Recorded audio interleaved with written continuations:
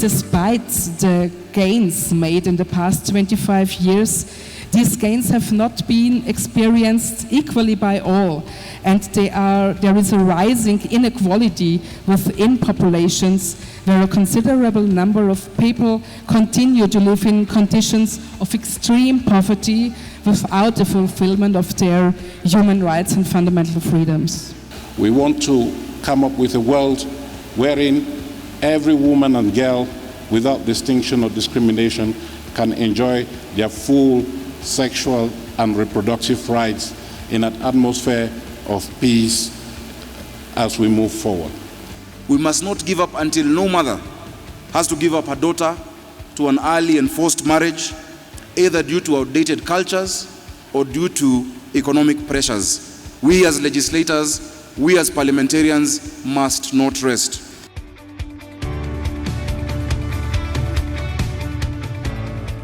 Reproductive and sexual rights, women's empowerment, gender equality are the pathway to sustainable development.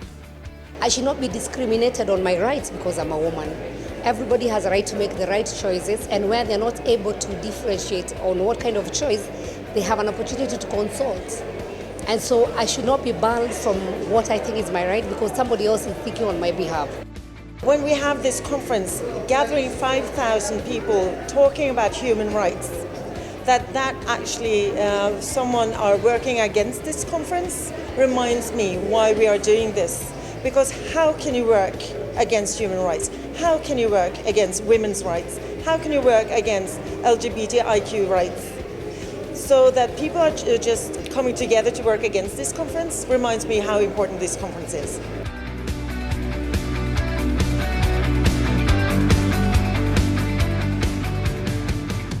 There's a link between the health of individuals, the health of communities, countries. There's a link between human rights and ultimately to the development of these individuals and their nations and our world.